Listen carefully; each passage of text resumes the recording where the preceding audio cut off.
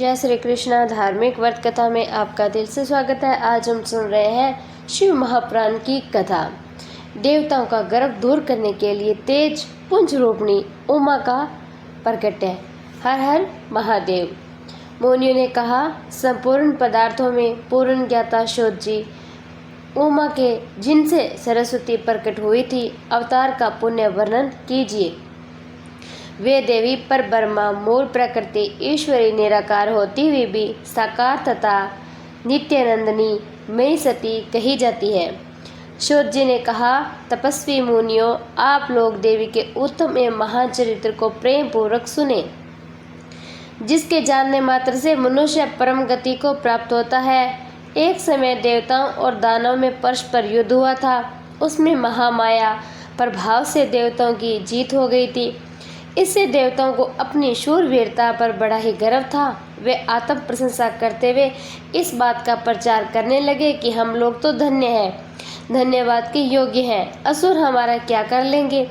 वे हम लोगों का अत्यंत प्रभाव देखकर भयभीत हो भाग चलो कहते हुए पाताल लोक में घुस गए थे।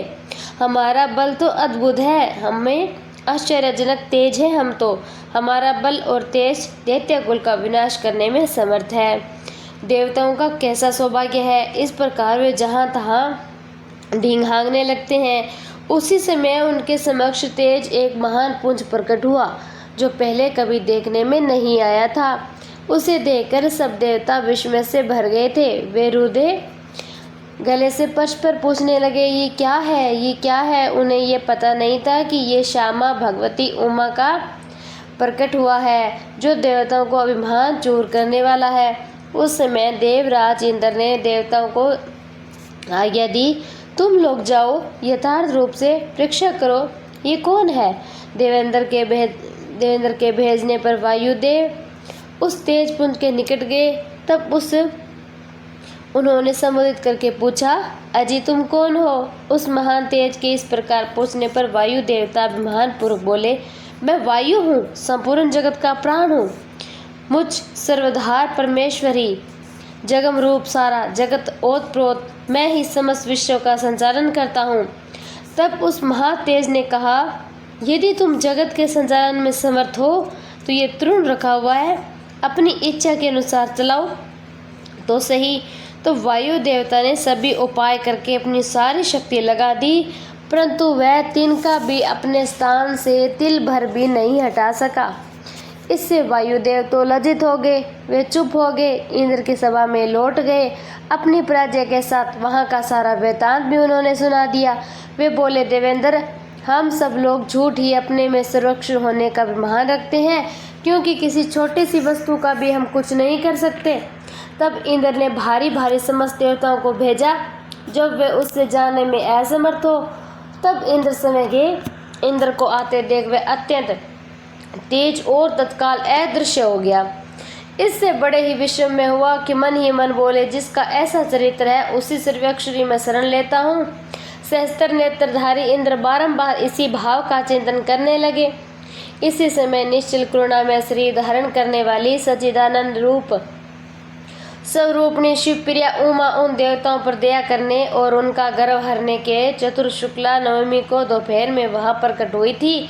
वे उस तेज पुंज के बीच में विराज रही थी, अपनी क्रांति से दशों दिशाओं को प्रकाशित कर रही थी और समस्त देवताओं को यह जाता कि समय साक्षात परब्रह्म परमात्मा ही हूँ। वे 4 हाथों में कर्मश्वर प्रास अंकुश और अभ्य धारण किए थी। साकार होने उनकी सेवा करती वे बड़ी रमणीय को दिखती। तब अपने नूतन यौवन पर उन्हें गर्व था। वे लाल रंग की साड़ी पहने हुए थी, लाल फूलों की माला, लाल चंदन से उनका श्रृंगार किया गया था। वे कोटि कोटि कंद्रप समान मनोहारिणी तथा करोड़ों चंद्रमाओं के स्थान चटकली चांदनी से सुशोभित थी। वे अंतर्यामी समस्त भूतों की साक्षी पर ब्रह्मा स्वरूपनी उन महामाया इस प्रकार ने कहा। उमा बोली, मैं ही पर ब्रह्मा परम ज्योति युगल रूप धारिणी हूँ, मैं ही सब कुछ हूँ, मुझसे भिन्न कोई पदार्थ नहीं है। मैं निराकार होकर भी साकार हूँ, श्वेत रूपिणी हूँ, मैं गुण अर्थ हूँ, मैं नित्य स्वरूपा हूँ, कार्यकारिणी रूपिणी हूँ, मैं ही कभी प्राण वल्लभ भा का आकार धारण करती हूँ और कभी प्राण वल्लभ पुरुष का, कभी स्त्री और पुरुष दोनों रूपों में मैं एक साथ प्रकट होती हूँ। यही मेरा अर्धनारीश्वर है और यही सर्वरूपिणी ईश्वरी हूँ। मैं ही सृष्टिकर्ता ब्रह्मा, मैं ही जगत पालक विष्णु, मैं ही संहार करता रुद्र हूँ।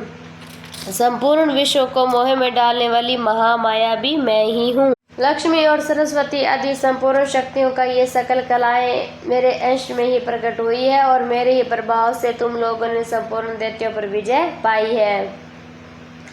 मुझ सर्व विजयनी को न जानकर तुम लोग व्यर्थ अपने को सर्वक्षर मान रहे हो। जैसे इंद्रजाल करने वाले सूत्रधार कठपुतली को नचाता है, उसी प्रकार मैं ईश्वर ही समस्त प्राणियों को नचाती हूँ। मेरे भय से हवा चलती है, मेरे भय से अग्निदेव सबको जलाते हैं तथा मेरा भय मानकर ही लोक पालन गण निरंतर अपने अपने कर्मों में लगे रहते हैं। मैं सर्वदा स्वतंत्र हूँ और अपनी लीला से कभी देव समुदाय को विजय मनाती हूँ तथा कभी दैत्यों को माया से परे जिस अविनाशी धाम का श्रुतियों का वर्णन करती हूँ, वह मेरा ही रूप है। सगुण निर्गुण ये मेरे दो प्रकार के रूप माने गए हैं।